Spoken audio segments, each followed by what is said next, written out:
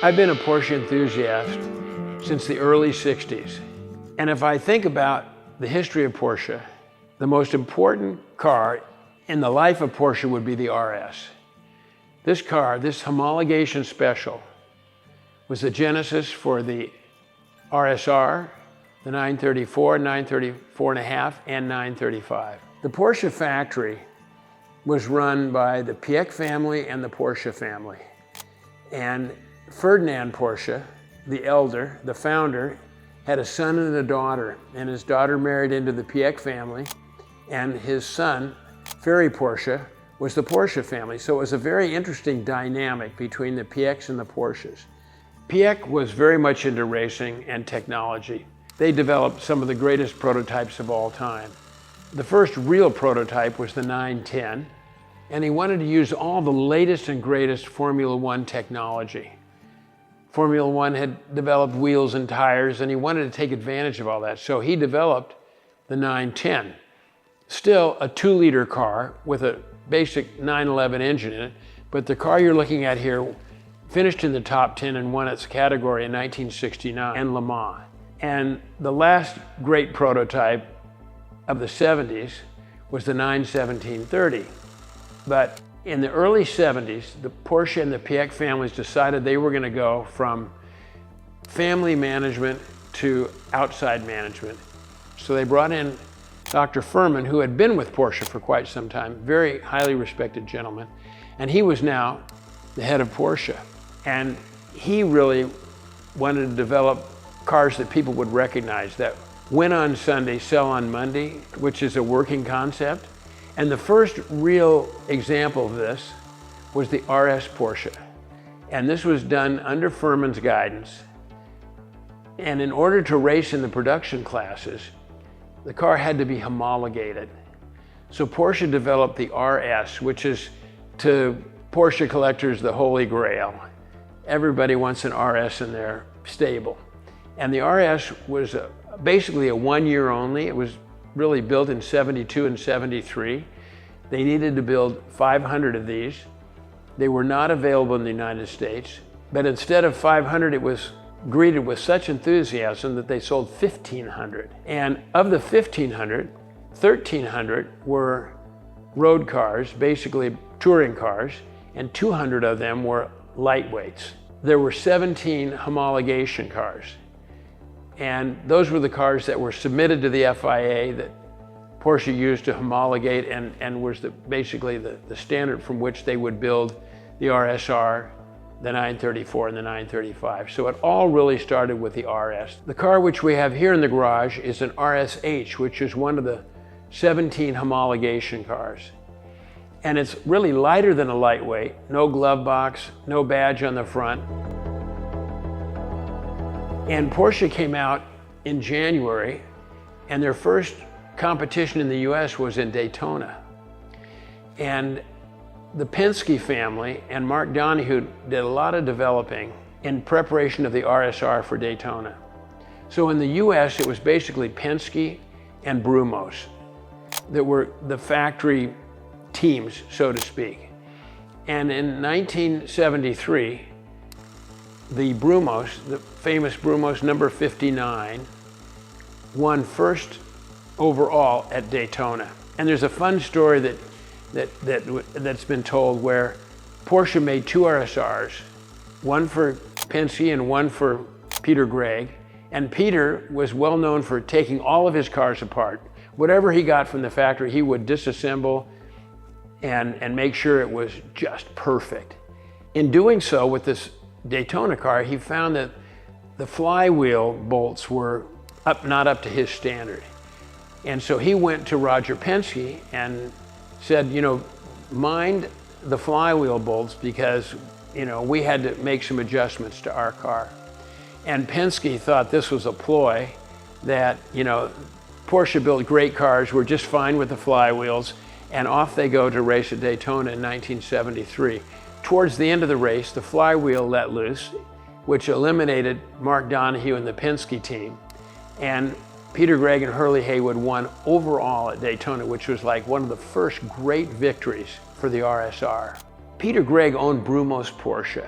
They did not get an RSR for Sebring, so they reached out to one of their customers who had just received a yellow RSR and convinced him that he should partner with Hurley and Peter Gregg to contest Sebring in 1973. But it was a yellow car, again with number 59. And they won Sebring overall in 1973, another big victory for the Porsche RSRs. The Porsche livery of 59 came from Peter Gregg's naval intelligence days. Peter Gregg was stationed on the USS Forrestal, which was an aircraft carrier. And if you ever see an overall shot of an aircraft carrier, the Forrestal's number was 59. And the number on Peter Gregg's cars were always 59. And it's the same typeface and font that was on the Forrestal. So that's the genesis of the 59 for Peter Gregg. He was also a patriot and he liked the red, white, and blue colors. So, that's why all the Brumos cars were white with red and blue stripes, number 59. Those that were driven by Peter Gregg. In the US, the main series was Trans Am.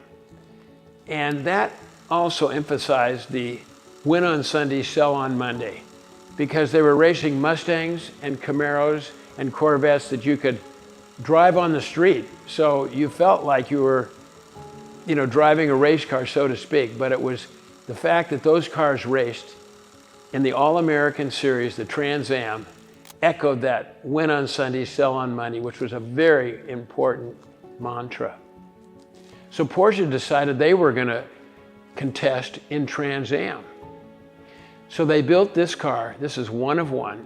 It's a unicorn. It was built for Peter Gregg and Hurley Haywood to contest Trans Am. Again, with the idea of win on Sunday, sell on Monday. So now they weren't driving a 917, they were driving a 911 RS. And this particular car won overall in the series of Trans Am and IMSA in '73. So mission accomplished by Porsche.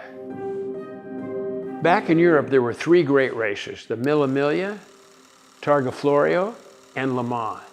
The Mille Miglia ended in the 50s, tragically, so it left the Targa Florio and Le Mans.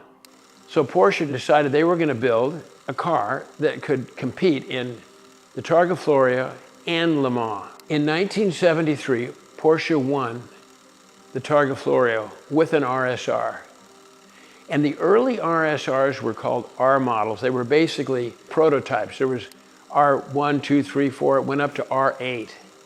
So they produced a prototype for the Targa Florio, which exists today. So of the prototype R models, there might be 4 or 5 of them that exist today. They would be the rare martini cars, so to speak. And now comes Le Mans. And obviously they're not going to win overall Le Mans because you have the prototypes. So Porsche decided that they were going to contest Le Mans with an RSR.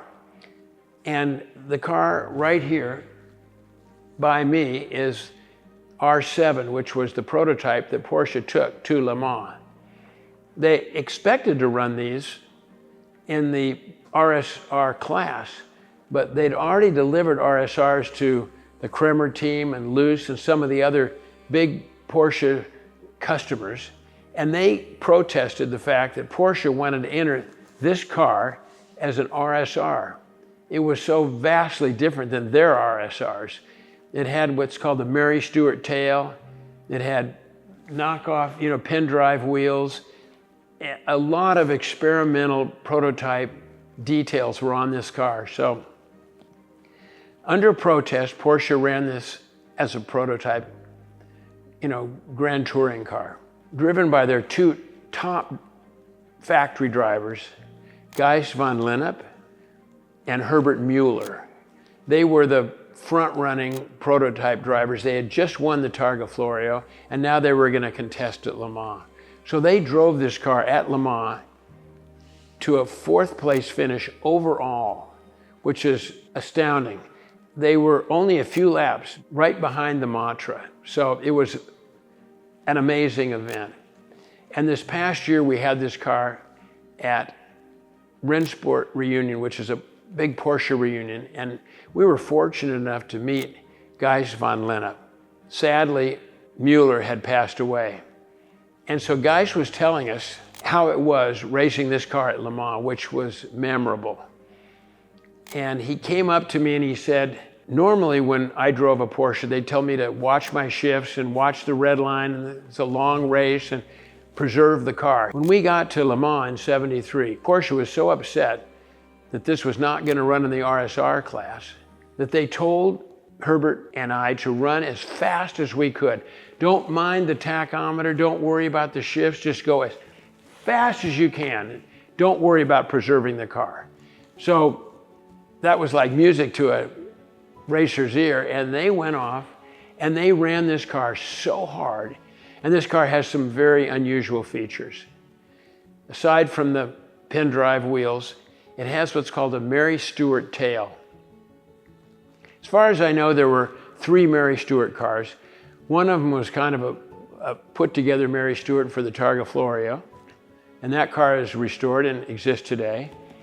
And the other one was car number 47, which had the Mary Stuart tail, and this had the 46. And why it's called the Mary Stuart tail is because Mary Stuart, Queen of Scots, always wore starch collars. So if you look at the spoiler on this car, it very much looks like a starch collar, and they call this a Mary Stuart tail. So this was different.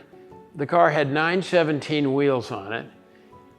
You know, it had 3 liters, well over 300 horsepower. So there was a reason that the other RSR teams protested this car.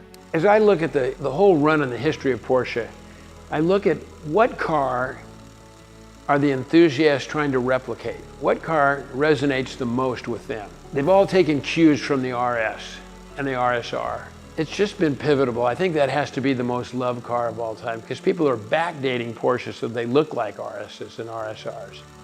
And I think that really tells the story, how loved that car was. And then the race record at Le Mans, at the Targa Florio, winning the Trans Am Championship, winning IMSA, that speaks volumes as to the importance of the RS.